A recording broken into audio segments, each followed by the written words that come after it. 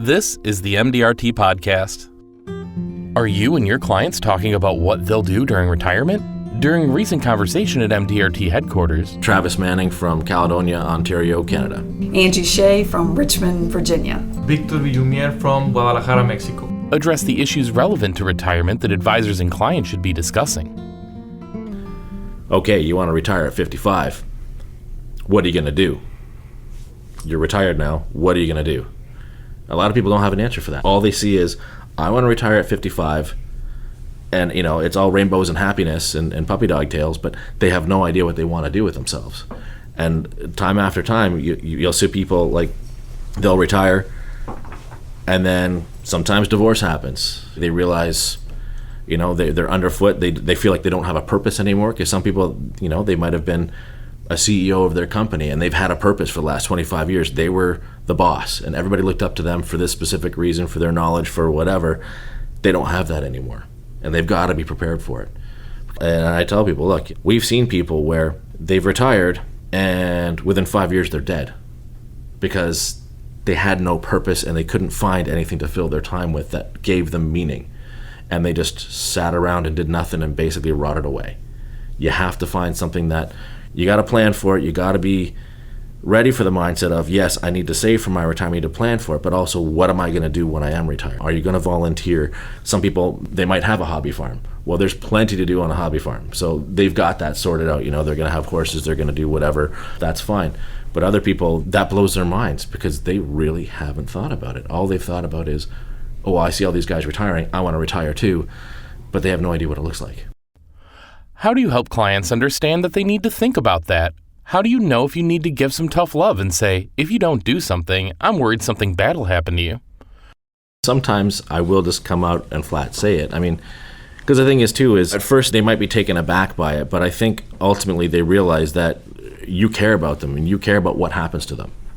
So you want them to have a long, happy retirement. Like, you want them to feel fulfilled. Sometimes there's people where they've been at a point where they could retire, and I've recommended that they hold off a couple of years till they actually realize what it is that they want to do or accomplish, because they're not in the right mindset. They can go, and I'll tell them, I said, look, the nice thing is you're in a position, you can go anytime you want, but are you ready? And then they'll feel deep down inside, you know what, I'm not ready. That was great advice. I'm glad that I waited that extra year or two, or that I did this or that. And yeah, it built up their assets more. It just made retirement more comfortable for them. But then they actually had time to wind down from their purpose and not realize, okay, I am getting out of my business now. I am retiring. I am going to move from this phase over to this phase of my life.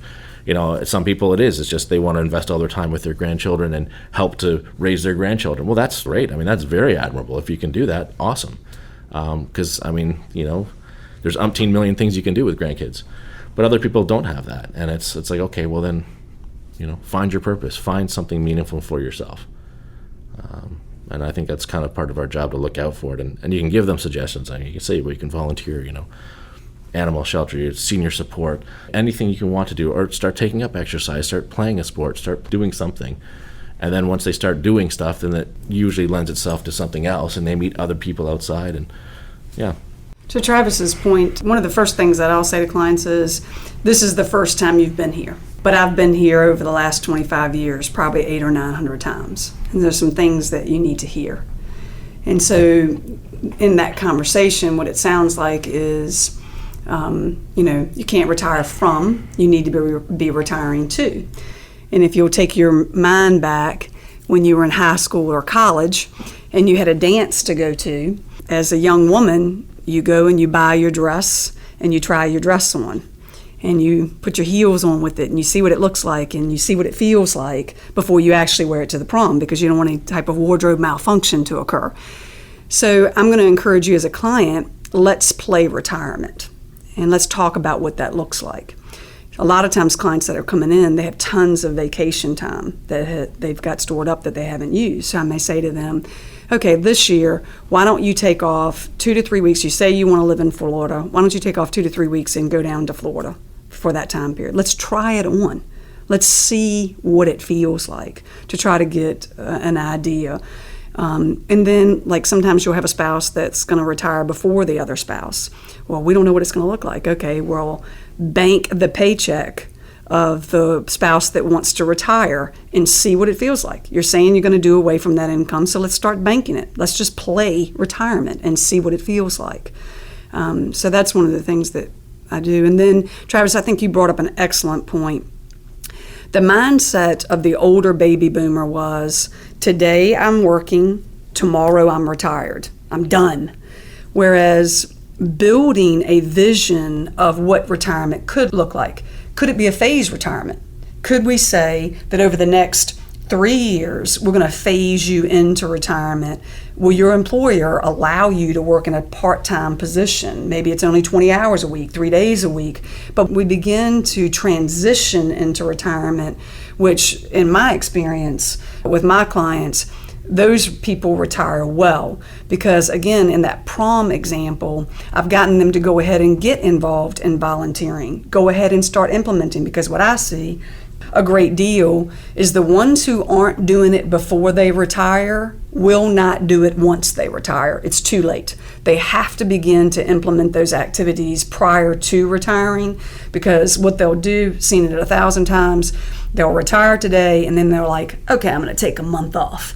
And they get into the habit of watching TV or, not getting out, or they're doing stuff inside of their house because it's needed to be done for so long. And then they never implement the getting out of the house, the social application to it. So that's what we try to do with our clients. What stories come to mind that have taught you something about how you handle clients who have recently retired? I guess one of the satisfying things is the fact that, especially people that work at the steel mill, because they work shift work and things like that, I'll tell them, I said, it's going to seem weird, but you're going to retire, and about 6 months after you're retired, you're going to realize that you look 10 years or 20 years younger. You might not feel it at first, but one day you'll wake up and look in the mirror and you'll be like, the shoulders aren't quite so stooped anymore. They feel more relaxed. They've got better sleep, and they start to settle into it. And I said, I know it sounds corny, but you do. You will look younger. And usually when I see them about 6 months later, I'll be like, yeah, you do. You look 10 years younger. It's done wonders. And I think it's really satisfying knowing that part of what I've done for them is help them get to that stage. I've had so many people afterwards, just send me a quick note or a letter or a thank you card, and it might be like a gift card to the local coffee shop or something, just saying, thank you so much for helping me get out of there and be happy. I don't know, and there's so many of them that work that way that it can be very satisfying helping people retire and stay retired and know that they're taken care of. What do you think of regarding the importance of making sure clients are active before retirement so it's ingrained when they retire? What we do for a living is a very humbling project because you never stop learning. Part of the problem that we have is not all people are the same. You have some of those clients that come into the office and you know that when they say they're going to do something, they're going to do it. And so you don't even worry about it. When they leave, you know they're going to plug in. Then you have those clients that they tell you they're going to do it, and that day never comes. I've got a lady that's in my head right now. She got referred over to me by one of my clients, and she came in. She'd already been retired for 3 or 4 years. And one of the first conversations I had to her is I said, tell me what it's been like since you retired. Tell me what a day in the life of you looks like. And a lot of the conversation was, well, I want to start, and I'd like to start, and I know I need to, but she's still not done it, and we're 3 years in. And what I said to her is I said, you've been referred to me to manage your assets, but you already have somebody managing your assets. You really have got to begin to manage your lifestyle. Because tell me what your health looks like relative to what it looked like when you first retired. And then I just shut up. I just sat back and was quiet. And as she began to reflect, she started taking ownership of the fact that she didn't know why she retired, because nothing is better in her life. She's lonely, she's depressed, she's sad, nobody comes and sees her. This vision that she had has not been delivered. So one of the things that I did, which is we do this all day long, I plugged her into the candy stripers. There's a client I have that, she's like 67 and she's a candy striper at the hospital. And I connected those two. And she's really put pressure on her to, even if you come sit at the desk and tell people what the room numbers are, volunteer and do that. So she started doing that. Is she doing as much as she should do? No, but at least she's doing something. And those are the cases that really make you sad, because you can't make somebody do that. You can't increase their quality of life. But those life experiences, I can use her story now when I'm talking to other people. Here's what I saw. Here's how it affected her. And so it gives it more validity. But it is sad because you can't fix all that stuff.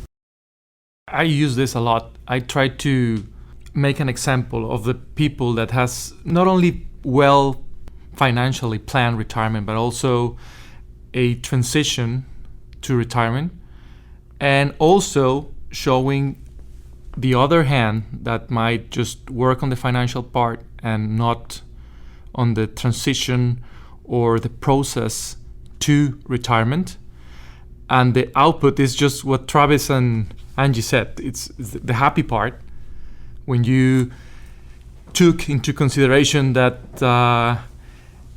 it's not only about having a week off, it's having 40, 50 years off. So a week off is easy. You just watch some TV and everything's perfect. But after that, watching TV all the time, or not going out of your place, or not doing nothing meaningful, that will end badly. So just tell the stories of the people that had done some work on both sides, the financial thing, and also what their plans to do in the retirement periods. And as opposed to those people that only took care of financial and not the transition, if they want to volunteer, if they want to do something with their lives. So I think that those examples will be that clear and that, I hope that those examples can move people to take care of the second part. We can help on both, but we have plans and we have tools for the financial part mostly. But just to make the other part easy and more meaningful. At our office, we actually have a checklist, and it's 13 things to think of for a happy retirement.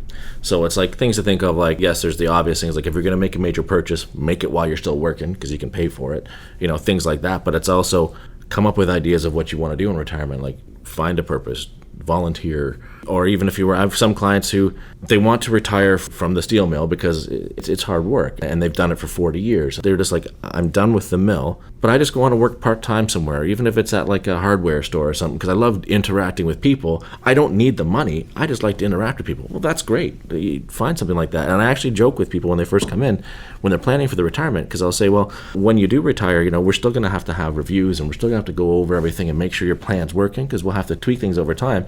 And they'll be like, oh yeah, well, we'll have loads of time for that when we're retired. And I'll say, you know what? Most of my retired clients are the ones that are harder to get a hold of, because they're out doing all sorts of crazy stuff. Like they might go up north for a week, they're volunteering, they're golfing, they're doing something with the grandkids, they're doing stuff. And I said, and that's what you've got to think about too, is what kind of things are you going to be doing? And really kind of try to positively reinforce that, you should be doing something. Now's the time to think about it, because you are going to have the time to do something if you put your mind to it, that you can plan on doing it. And it's a funny thing for people to think of, because, it's a whole new phase of their life. It's a whole new chapter, but it can be as different as they want it to be. It can be as similar as they want it to be, but they have to figure out what that is going to be. So there are times in the business where you high-five yourself, right? And one of the times that I high-five myself is when a client makes a comment of, oh my gosh, Angie, that's a really good question. I've never thought about it. That's a high five moment. Yeah. And a lot of times that question is really simple. Why are you retiring? Why? And if they can't articulate their why, then we're having that hard conversation that's kind of making them a little bit more uncomfortable, and then it begins to be a pushback to the actual analytics of the retirement, and it goes more into what is it going to look like when we actually retire. So those are I love the high five moments where you're like, yes, we got that one in there. So, because we see it. I mean, and I think we do as advisors take it for granted that we've retired a bunch of times just vicariously through other people, and they've never experienced it. So it's important for us to impart that experience because they don't know what they don't know. Yeah, it's true. I mean, we see it. We see it, we live it, we do it every day with them, and yeah, all we can do is impart the knowledge and the experience that we've seen through everyone else and say, well, this is what's worked for other people. It might be different for you, but if it works for them, there's probably a good chance it'll work for you, you know? But yeah, the high five moments are quite nice, actually. That's the end of this month's episode. If you'd like to subscribe, you can find us on SoundCloud and Spotify at MDRT Podcast. Thanks for listening, and see you next time.